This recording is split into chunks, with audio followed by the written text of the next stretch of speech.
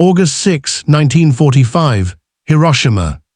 The morning sun still clung to the horizon when the world changed. A blinding flash, brighter than anything the human eye was meant to endure, swallowed the city in a fraction of a second. A sphere of fire, hotter than the surface of the sun, erased streets, families, and futures without a sound anyone could comprehend. Then came the roar.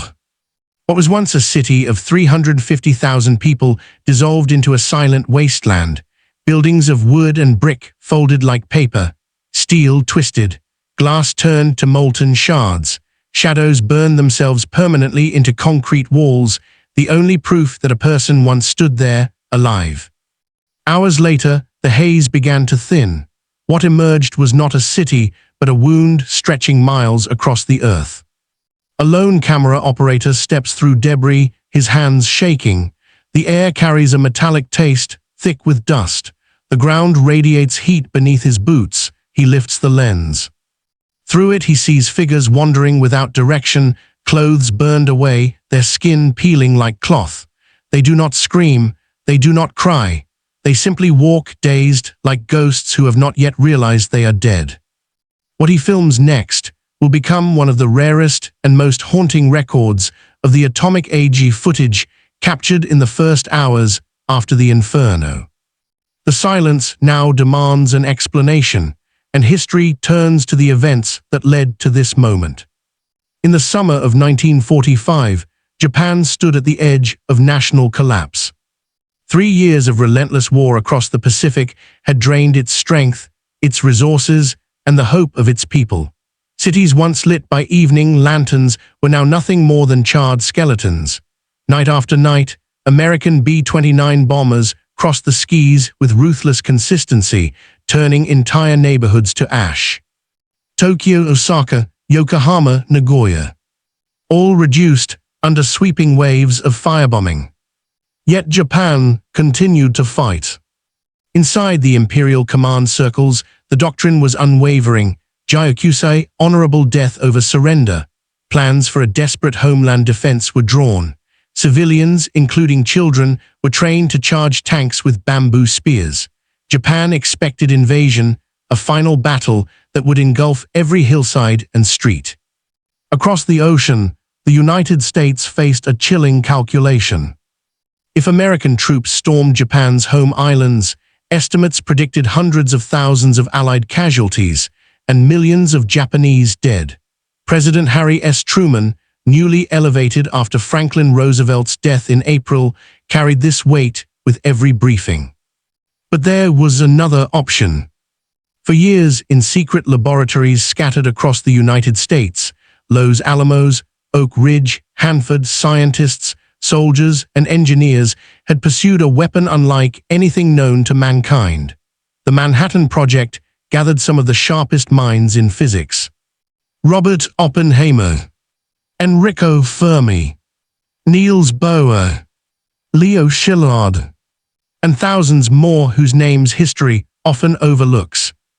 Their mission was driven by fear, the fear that Nazi Germany, with its advanced science, might create such a weapon first. But by May 1945, Germany was defeated. Hitler was dead. The war in Europe was over. Still, the project continued. The weapon, now seen as necessary to end a different war. Tests confirmed its power on July 16, 1945, in the New Mexico desert, the Trinity explosion. A flash, a rising sun of fire, a force that left even its creators speechless. Witnesses later recalled Oppenheimer's solemn whisper from ancient scripture. "Now I am become death, the destroyer of worlds." With proof in hand, U.S. military planners identified potential targets in Japan, cities that held military significance and were largely undamaged to allow the weapon's impact to be measured clearly. Hiroshima rose to the top of the list. A coastal city sheltered between mountains and the inland sea, Hiroshima's geography would focus the bomb's destructive energy. More importantly, the city housed major military units, the Second Army headquarters, key supply depots, and transport hubs directing troops to southern Japan. But beneath the uniforms and strategy maps lived thousands of ordinary families, shopkeepers, students, factory workers, children preparing for another day of school. To the planners, Hiroshima was a military necessity. To its residents, it was simply home. As these decisions solidified, secrecy thickened around the project. No hint could reach Japan, no unfinished details could stall momentum. A hidden air base on Tinian Island in the Pacific became the staging ground for the most consequential mission in aviation history. The aircraft chosen, the B-29 Superfortress. Its name, Enola Gay, after the pilot's mother. While its crew trained with mock weapons, Japan struggled under a tightening noose. Naval blockades strangled supplies. Fields could not feed cities. Civilians existed under a constant uncertainty, a daily question of survival. Yet no one in Hiroshima imagined what was coming. No air raid siren warned the city that morning.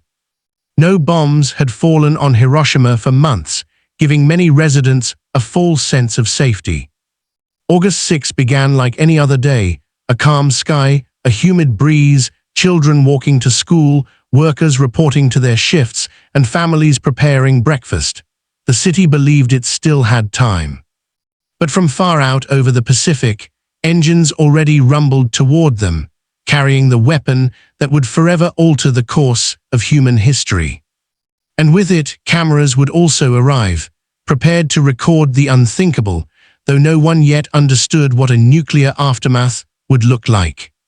The target was locked, the fates were sealed. History had entered its final countdown before the flash. The mission was airborne, and the world stood moments away from the moment that footage would later reveal.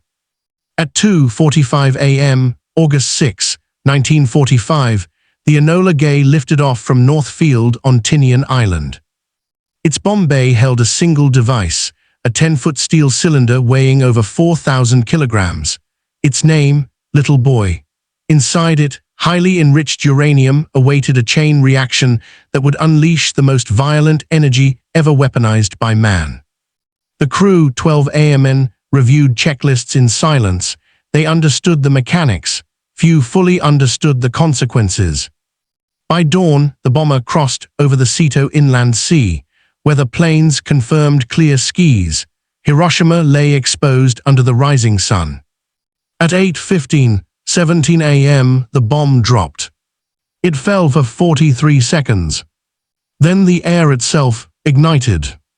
A fireball nearly 300 meters wide exploded into existence. Temperatures soared above 3,000 degrees Celsius, hot enough to vaporize bodies instantly. The shockwave traveled faster than sound, crushing lungs, hurling debris, and leveling buildings with absolute indifference. A mushroom cloud towered into the sky, climbing more than 12 kilometers high, a signal to the world that a new era had begun. Below, chaos replaced existence. People closest to the hypocenter were simply gone, leaving behind only scorched outlines on concrete. Others burned alive where they stood. Bridges collapsed. Electric lines melted. Rivers boiled. Within seconds, 70,000 people were dead. Tens of thousands more would die in the days, weeks, and years that followed. But even that horror was only the beginning. A silent enemy now spread, ionizing radiation. Invisible, tasteless, inescapable. People who survived the flash staggered across the ruins in shock. They carried their skin in strips. Their hair fell to the ground. Their eyes stared without comprehension. No city on Earth had ever seen radiation sickness. The word did not yet exist in their language. Those unknowingly touched by it would soon bleed, vomit, and collapse as their white blood cells turned against them. Japan struggled to understand what had happened. The first government message called it simply a new type of bomb. No one could imagine its true nature. But some understood its importance needed to be documented. Japanese army film crews and news personnel were dispatched into the devastation to capture images, not for propaganda, but for analysis. Doctors needed evidence. Scientists needed records. The government needed to grasp the magnitude of the disaster. Camera operators ventured into smoldering ruins with hand-cranked equipment. They filmed burned schools, clothes fused to skin, children wandering alone. Entire districts turned into grey dust. Every step into the blast zone risked exposure to lethal radiation. Every frame they captured revealed a catastrophe unlike any recorded in human history. Meanwhile, U.S. reconnaissance planes returned to photograph the target, measuring the bomb's success from above, unaware of the silent suffering below. In the following days, more Japanese crews documented hospitals overflowing with victims. Doctors had lost their own facilities. Most medical staff in Hiroshima were dead or injured. Surviving physicians treated thousands using bare hands, torn clothing, and whatever remained unburned. These cameras preserved what eyewitness descriptions could never express: the scale, the agony, the silence. But soon, foreign boots would arrive, and new orders would be given. Because the footage, raw, uncensored, undeniable, posed a question the world was not prepared to face. What has humanity unleashed upon itself? As American occupation forces moved into Japan after surrender, they discovered these reels, and they would change the destiny of the images forever. The film would be seized, locked away, and classified. Not destroyed, but hidden, awaiting a future when the world could bear to watch. The camera watches figures moving through a silent hell. Survivors walked with arms extended forward, a gesture not of fear, but necessity. Their burned skin hung loose and raw. If their arms touched their own bodies, the pain was unbearable. Clothing was either torn away by the blast or fused to flesh, creating patterns where dark cloth shielded skin and light cloth allowed it to burn. Many had lost their eyesight to the flash. Others stared blankly ahead, pupils dilated, minds unable to process the shock. Witnesses later described a haunting sight. People drinking from boiling rivers, desperate for water as radiation attacked their bodies internally. Along the roads, mothers carried children who no longer breathed, but still looked asleep. Beside them, the dead and the living blended together, no clear line separating those who could be saved. The camera could not comfort them. It could only record. And even the operator, protected behind a lens, understood he was documenting something humanity had never seen before, a city that died while its people kept walking. Hiroshima had roughly 200 doctors on August 5th. By noon the next day, only 20 were able to work, the rest killed or severely injured. Medical facilities were destroyed. Supplies burned. Ambulances crushed. Even clean water was scarce. Hospitals overflowed instantly. There were no syringes, no morphine, barely any bandages. Doctors had to choose who might live and let others go. They treated wounds with soy sauce, vegetable oil, torn shirts, anything that offered protection. Burns that would normally require sterile treatment festered instantly with infection. At night, the city glowed faintly, not from fire alone, but from phosphorescent burns caused by the blast's thermal radiation. The cameras captured scenes no surgeon wanted to witness. Rows of patients lying directly on floors of shattered buildings. Priests performing final blessings between surgeries. Students unable to recognize their own friends because their faces were unmade by flames.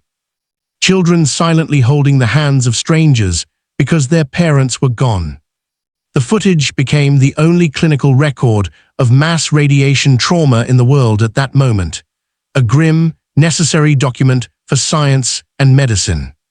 But those filming did not yet understand the invisible killer taking root inside the survivors. Hours after the blast, the air itself remained poisoned. Dust carried atoms that were now unstable, emitting energy that tore human DNA apart. People who appeared lightly injured soon developed symptoms that bewildered doctors. Bleeding gums, purple spots across the skin, sudden hair loss, vomiting that would not stop, fevers that climbed without infection. This had no name in 1945, only confusion and dread.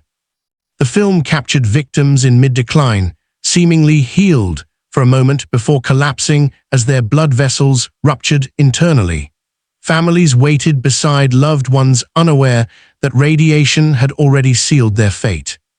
Survivors believed they had escaped death. The truth, they were still in the blast. Every frame documented a horror that the world did not yet comprehend, not a weapon of fire alone, but a weapon that reached into the very cells of life. The camera saw these three realities simultaneously. Bodies wounded, minds broken, blood poisoned. But although this rare and uncensored film captured the most honest record of nuclear suffering, history would not allow those images to speak freely, at least not then. More angles remained: censorship, secrecy, and a moral battle over truth itself.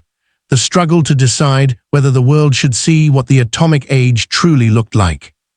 And those questions will shape everything that follows, from military power to public conscience. The film rolls on, but now under watchful eyes. Shortly after Japan's surrender, on August 15, 1945, American forces took control of the Japanese media. All photographs, film, and written reports related to the atomic bombings were declared restricted military materials. What the Japanese army film crews had captured, the ruins, the collapsed schools, the wounded crowds, the burned children, was seized and classified. US officials did not want these images fueling anti-American sentiment. They feared global outrage. They feared moral questions that were impossible to answer. So the reels vanished, into crates, into archives, into silence. Japanese newspapers could not publish anything showing human suffering from the bomb. Survivors, later known as hibakusha, were discouraged from telling their stories. Many felt invisible in their own country. The bomb had destroyed their homes. Censorship now erased their voices. Yet while existing film was being locked away, the US military launched its own documentation initiative. Beginning early 1946, an American team known as the U.S. Strategic Bombing Survey (USSBS) arrived in Hiroshima and Nagasaki to film and photograph the consequences. One of the key figures was Lt. Daniel McGovern, an experienced cameraman from the 1st Motion Picture Unit, the U.S. Air Force's Hollywood-trained production corps. His mission was scientific: to show American leaders the physical impact of nuclear warfare.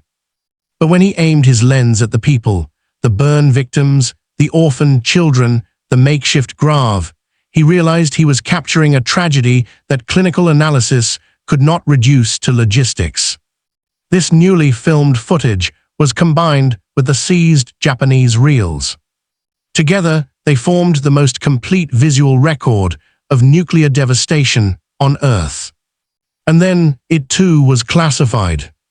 Stamped secret for decades. Stored away from the world. Inside meeting rooms in Washington, debates erupted. Officials weighed national interests against moral transparency. Questions echoed that remain unresolved even now. Should the world see what this weapon truly does? Would exposure prevent future wars? Or would it condemn the United States as a perpetrator of unimaginable suffering? Some argued the film could save humanity by showing reality too brutal to ignore. Others insisted such exposure would weaken America's strategic advantage and global standing. So the answer chosen was silence. The footage, hundreds of reels, sat in dark rooms where no child's scarred face could raise questions. The survivors became living reminders of something the world was instructed not to acknowledge. Funding to compile the film into a complete documentary was abruptly cut. Reels were moved to storage. Access was denied. And for decades, humanity entered the nuclear age without seeing its origin. But even hidden, truth has a way of enduring. The film's existence became a whispered fact among those who knew. Japanese researchers, journalists, and survivors began searching for it. Former US cameramen remembered what they saw and questioned the silence. The ethical struggle grew. Before that moment came, however, another pivotal point emerged in this story. The turning point when cameras captured something that would forever define the legacy of Hiroshima. The scene shifts to the climax. The moment the lens truly revealed what no one had words to describe. The silence of the footage was stronger than any spoken testimony. And in that silence, humanity confronted itself. The cameras returned to the streets of Hiroshima, not the morning of the blast, but days later, when the shock had settled into a haunting stillness. Fires died, bodies were buried where they fell, but the suffering did not end, it evolved. The city remained a landscape of ruins, twisted beams, shattered windows, charred walls standing like tombstones. Trees were stripped bare, their blackened trunks pointing at the sky as if accusing it of betrayal. Into this emptiness, the film crews walk again. This time they know what they will see, and that knowledge brings no comfort. Their cameras reveal a hospital courtyard where hundreds lie under open air because buildings can no longer hold them. Most do not move. Nurses tie makeshift bandages from scraps. Doctors whisper apologies they have no medicine to heal with. A little girl sits alone beside a chalk-marked grave. She smooths the earth with her small hand. The grave has no name, only a number. She looks at the camera, eyes hollow. The operator hesitates, but he keeps filming. Because to stop would be to pretend she never existed. Across the city, the lens finds a line of school uniforms piled neatly on a riverbank, uniforms without children. Many students were outdoors during the blast, marching to school formation. The heat wave left only their clothes behind. Nothing else. The footage gives no explanation. It does not need one. The camera pauses on a man kneeling beside debris. His hand rests gently on a scrap of fabric, the sleeve of a kimono. He does not cry. He simply kneels, as if time will reverse and the person he loved will rise from the ashes. A mother holds a baby who does not breathe. Her lips move, forming lullabies. She rocks gently, waiting for a small chest to rise again. The film captures this, a heartbreak beyond words. A lone survivor in a white shirt walks aimlessly down a destroyed avenue. Each step falls with the weight of someone who cannot find the rest of his family. His face is burned and unrecognizable, even to himself. Here, the camera captures something more powerful than destruction, loss given a human face. The footage moves into a ward where radiation sickness reveals its relentless cruelty. Patients blade through their bandages. Hair falls away in clumps, leaving smooth, fragile scalps. Young soldiers tremble, not from fear of death, but from confusion over a world that suddenly feels unreal. One nurse, her own arms wrapped in cloth, bites her lip in silence as she tries to stop a teenager's hemorrhaging. She fails. She turns away from the camera quickly, but the lens catches her tears. Through all of this, the operators never narrate. There is no voiceover, only moving images. Schoolgirls wiping soot from their faces. Survivors queuing for rice that no longer arrives. Lines of stretchers weaving through rubble. A city cemetery overwhelmed by the dead. A church bell ringing for no congregation. The silence speaks. The footage records not only destruction, but dignity, the strength of people who continue to breathe when everything around them has died. As days turn into weeks, radiation claims more victims. People who walked confidently through the ruins collapse without warning. Family members faint in their homes. Doctors themselves become patients. The film captures this slower tragedy, a death that leaves no visible wound. Scientists would one day call it acute radiation syndrome. But the cameras saw it before anyone knew the name. Among the reels lies a single sequence that historians repeatedly highlight: the panoramic view from a high vantage point, once a bustling city center, now flattened to the horizon. Only the skeletal dome of the Hiroshima Prefectural Industrial Promotion Hall remains upright. Stripped and scarred, the future atomic bomb dome. This shot lasts longer than the others. It lingers. It forces the viewer to face the scale. One city, one bomb, one moment, a civilization erased in a single flash. This was no longer footage of war. It was evidence of a new kind of power, a power that made traditional warfare feel primitive. And once captured, these images crossed a threshold no one could step back over. Humanity had filmed its own vulnerability in real time. The atomic age was no longer theory. It was visible. It was undeniable. It was stored on film. And that is why the climax of this story does not end here. Because what came next was an entirely different battle, a fight over whether the world should ever be allowed to witness what the camera had frozen forever.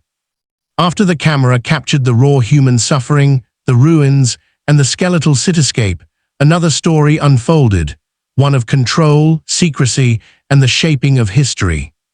The U.S. occupation forces moved quickly to assert authority over the reels. Every frame, Japanese or American, became a potential liability. Footage showing burned civilians, disintegrated families, and the chaotic aftermath was no longer just evidence. It was dangerous truth. Military officers ordered the film shipped to Washington. The reels, carefully labeled, were placed in climate-controlled storage. There they would remain under lock and key, classified as top secret, inaccessible to journalists, historians, and even the Japanese public. Despite these orders, whispers circulated. In Hiroshima, survivors spoke quietly to neighbors and relatives. In Washington, a handful of American officers debated the ethical consequences of suppression. Some argued for transparency, believing the footage could warn the world. Others warned that its release might cause political upheaval, ignite public outrage, or compromise military strategy. The decision was made: the footage would remain unseen. The world at large was denied the chance to witness what Hiroshima had endured. Yet the film itself survived, hidden, archived, almost forgotten, awaiting a future capable of reckoning with its truth. Meanwhile, the footage already taken remained a silent testimony. The cameras had done more than record destruction, they had immortalized human resilience. In one reel, a teacher guides children to a safe area, their small, singed hands gripping each other.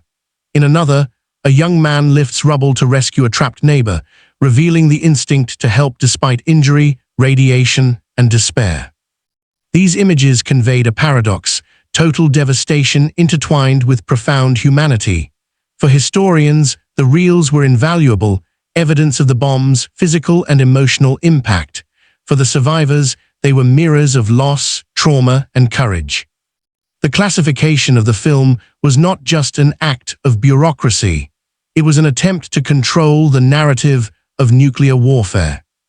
The U.S. government aimed to frame the atomic bomb as a necessary military measure, minimizing the visibility of civilian suffering. Military analysts focused on infrastructure destroyed, not the faces in the streets. Scientists measured blast radii, temperatures, and shockwave effects. Political leaders emphasized that the bomb shortened the war, saved lives on both sides, and in doing so, diverted attention from what the cameras had captured. The very people who had risked life and limb filming the devastation understood the dilemma. Their footage had power beyond strategy. It could provoke moral reckoning on a global scale. Yet defiance persisted.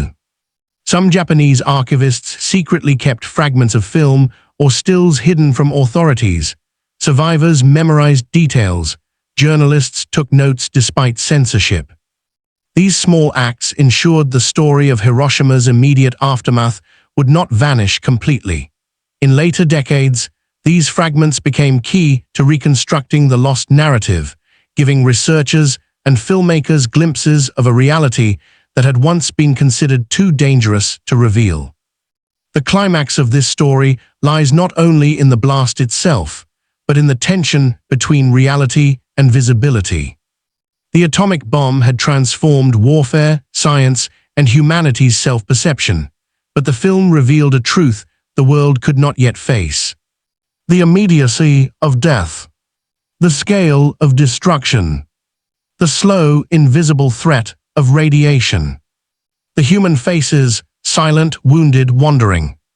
For decades, these truths were locked away. When they finally emerged, they shocked the global conscience, confirming the warnings the camera had always whispered. The story of Hiroshima, however, does not end with the filming or the suppression of images.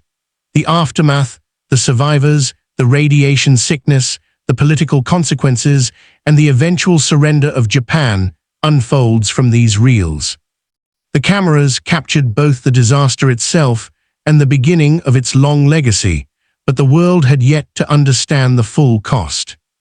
And from this suppressed truth, the narrative of the atomic age would emerge, shaped by survivors, scientists, and historians who pieced together what the hidden reels had first revealed. The camera may have stopped rolling, but the consequences continued. The human, medical, and ethical threads would stretch for decades, shaping not only the city of Hiroshima, but the global understanding of nuclear war. Hiroshima was no longer a city, it was a scar on the earth. Amid flattened streets and twisted steel, survivors, later called hibakusha, emerged like shadows.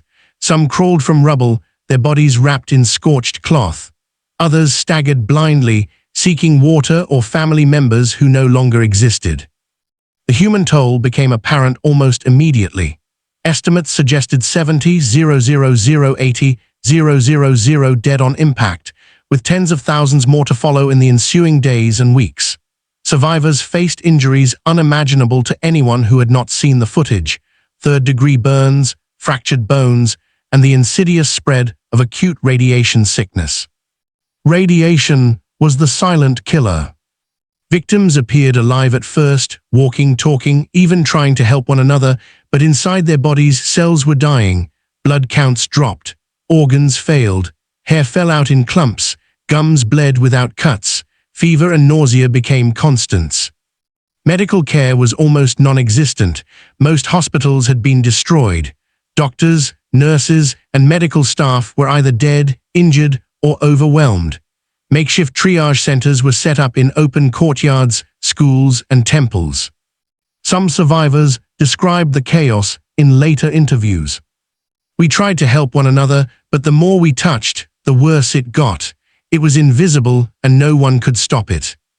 These were not abstract numbers or statistics.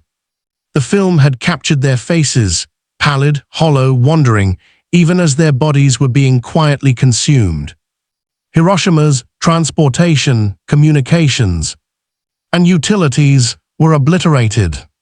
Bridges twisted into iron serpents. Water pipes melted. Electric grids vanished in a flash. The immediate effect was chaos. Fire engines could not reach the burning districts. Food and clean water became scarce. Relief efforts were slow because the city's infrastructure no longer existed. The Enola Gay's single bomb had not only killed tens of thousands, but shattered the capacity for survival itself. Hiroshima's citizens, students, teachers, merchants, and factory workers were forced to navigate this new reality without guidance. Many became orphans overnight. Family units were annihilated in seconds. Psychologically, survivors carried wounds as severe as their burns.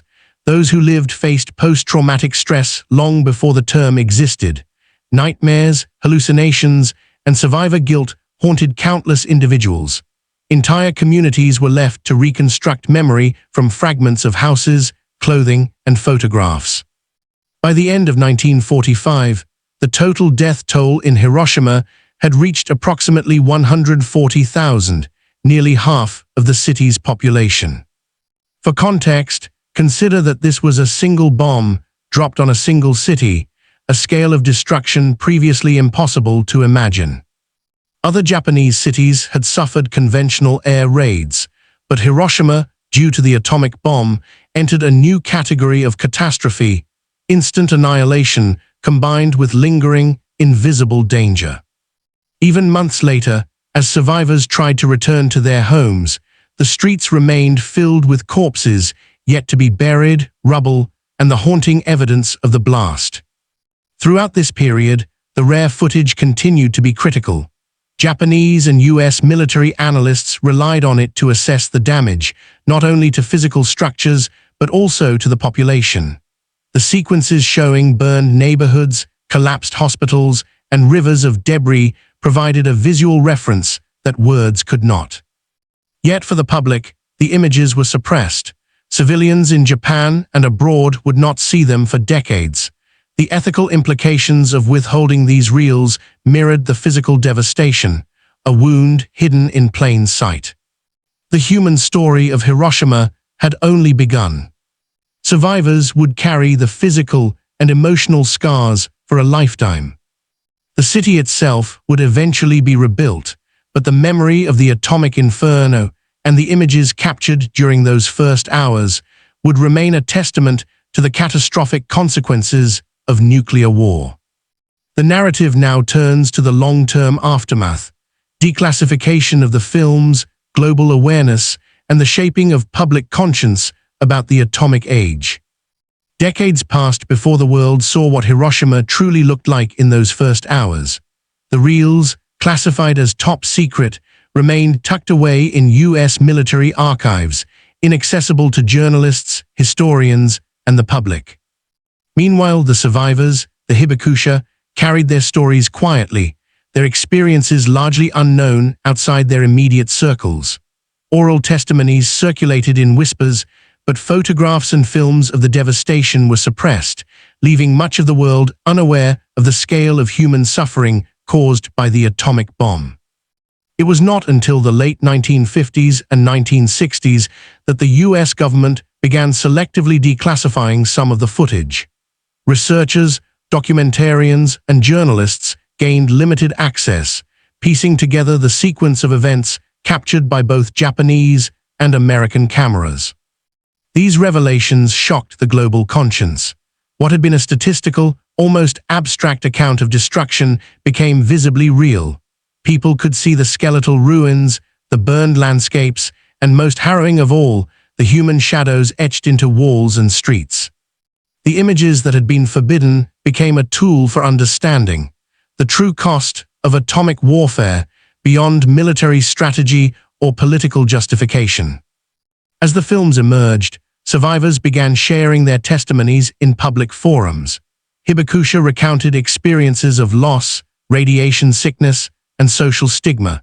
Children who survived remembered walking past corpses on their way to school, seeing friends vaporized in seconds, and living in a city where every familiar street had been transformed into rubble. These accounts, coupled with the visual evidence, created a powerful narrative. Atomic war was no longer hypothetical. It was visible, undeniable, and human. Internationally, the release of these films influenced the burgeoning anti-nuclear movement. Scholars, politicians, and activists cited the footage in speeches and publications, emphasizing the immense human cost and the moral responsibility of nations possessing nuclear weapons. Historians now regard these reels as priceless documentation. They are among the few direct, uncensored records of Hiroshima's immediate aftermath. They provide a visual account of phenomena that textual reports alone could not convey. Thermal injuries and burn patterns. Immediate collapse of urban infrastructure. Civilian disorientation and survival strategies. Behavioral responses to extreme trauma. The footage allows modern researchers to understand not only the physical impact of atomic weapons, but also the societal and psychological consequences. Yet even today, these images remain emotionally difficult to confront. Their raw depiction of suffering challenges viewers, forcing them to reconcile scientific achievement with moral cost. The release of Hiroshima's uncensored film had ripple effects far beyond Japan. It contributed to international discourse on nuclear disarmament. Footage informed treaties and negotiations during the Cold War. Educational programs, schools and museums used the films to teach about nuclear history. Documentary and cinematic storytelling. Filmmakers drew directly on the reels to convey the human reality of atomic war. Ethical debates in science and military policy. The images highlighted the moral responsibilities accompanying technological power.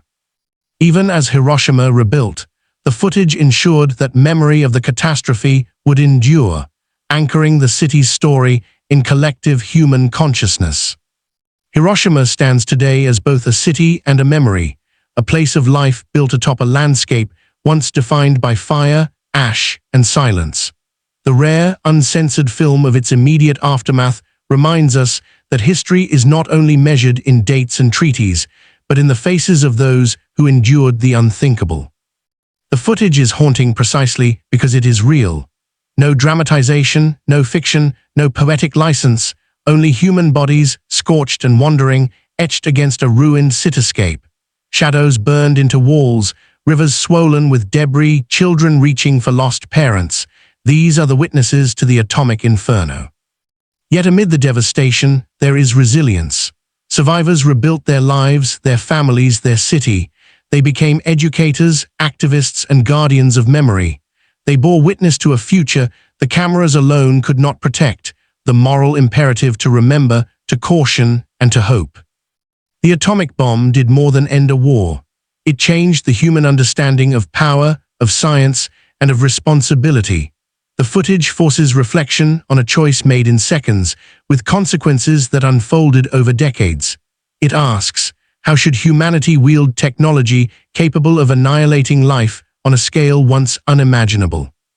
In the silence of the film, one can hear the enduring lessons, that history is fragile, that truth is powerful, and that the cost of innovation must always be measured against the weight of human life. Hiroshima teaches that destruction can be total, but memory, courage, and moral reflection endure. And so the camera, once a silent observer of terror, becomes a bridge across time, from 1945 to today, urging every viewer to witness, remember, and bear responsibility. The city may have been consumed by fire, but through these images, the human story refuses to be forgotten. Hiroshima is no longer only a warning, it is a testament. A reminder that the choices of one moment echo for generations. And that even in the deepest shadows of devastation, humanity persists.